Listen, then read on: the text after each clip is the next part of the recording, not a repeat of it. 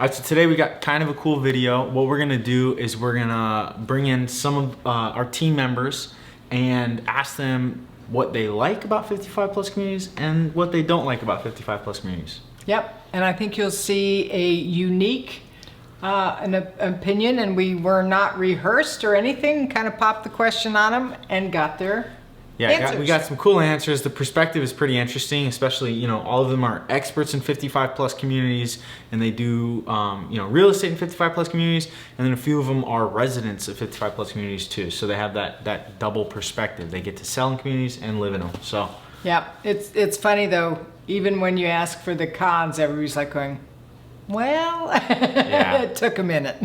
Yeah, it's true. All right.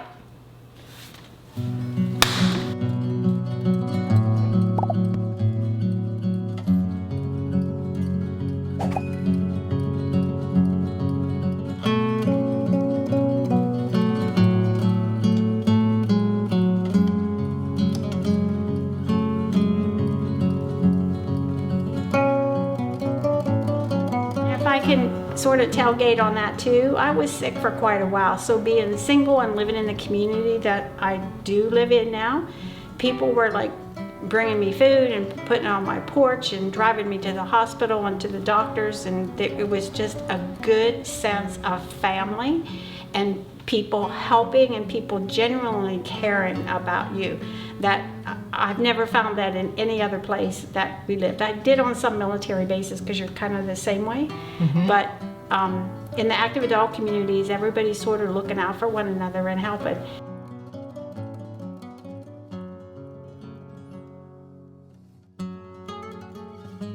So what are your favorite parts about a 55 plus community?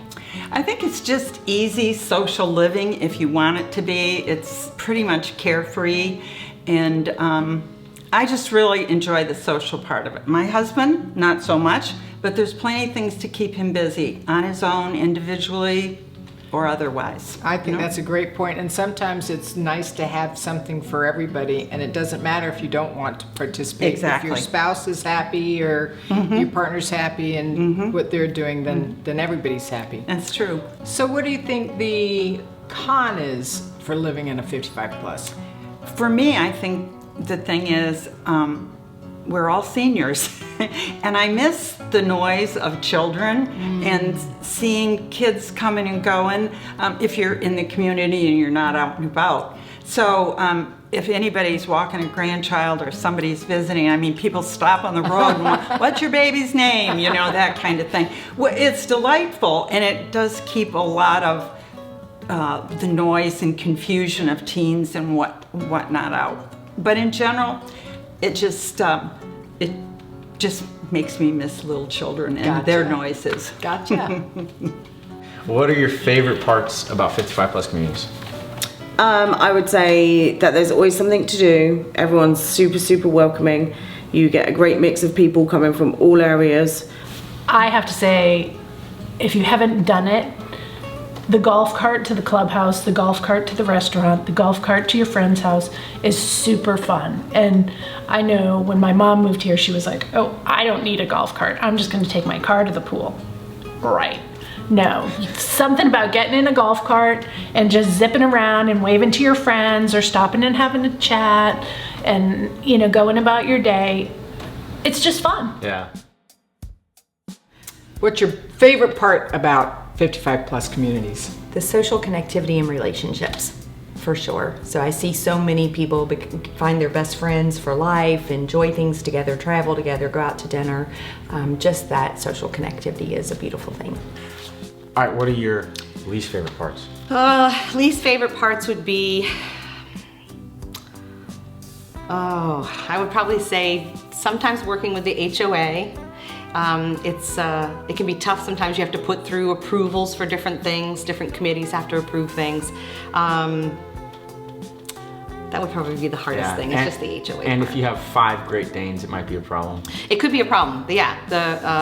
Depends on the community. It does. Some communities don't allow any pets. Some allow puppy picket fencing. Some allow the in-ground invisible fencing for your pets.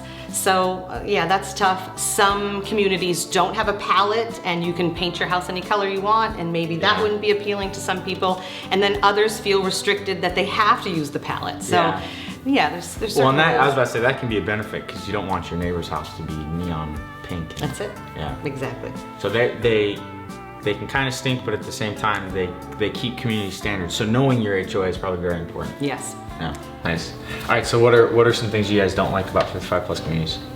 I would have to say I can't live in one because it is deed restricted. I have a child under the age of 18, and so does Jessica. So neither of us could live in a 55 plus community. However, But by the same token, you don't have the boyfriend dropping the girlfriend off at 2 a.m. and them having a fight and him tearing through your neighborhood or peeling down the street, you know, or revving their engine or honking their horn or toilet paper in your house.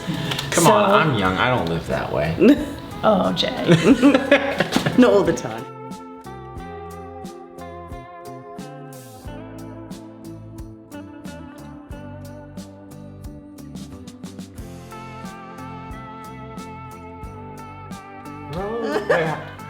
Wait. Yes. Rolling down. Rolling down the river. Roll, river.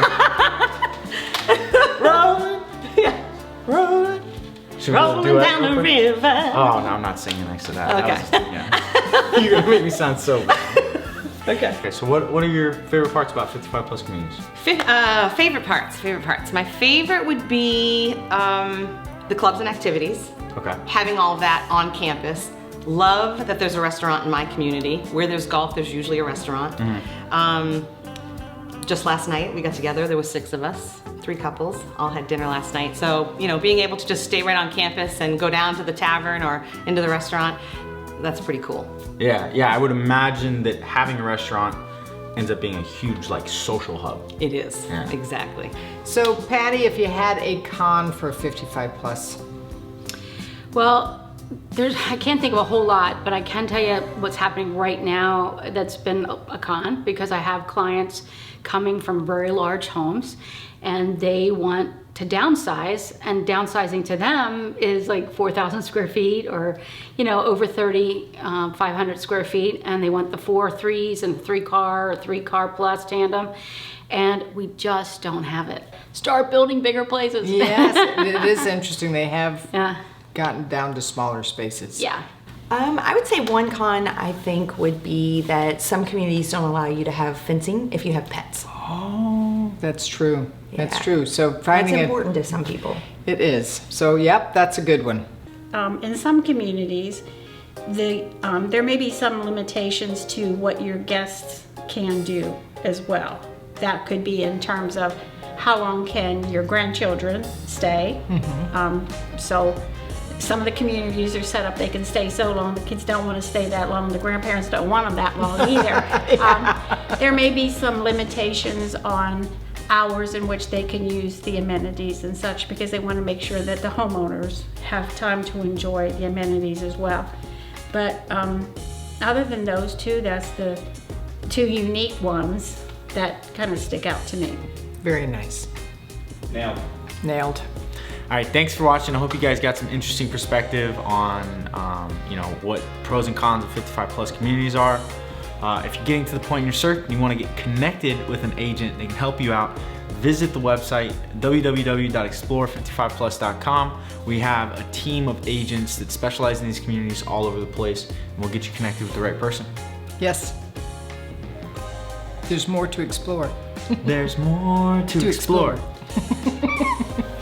We gotta get ready. You're gonna try again? You wanna try the jingle again?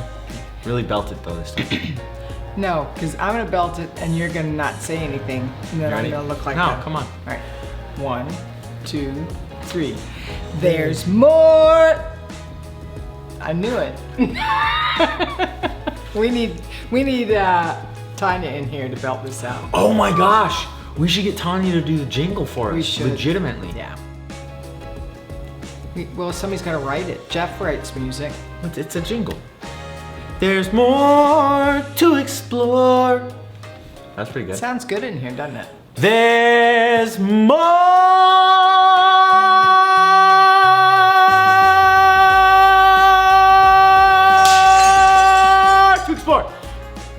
surprised none of my wine glasses didn't shatter. That was terrible. Justin, do not put that in there. Who do I sound like? I don't know. You. Oh, is that? Justin, do not put that in there. All right.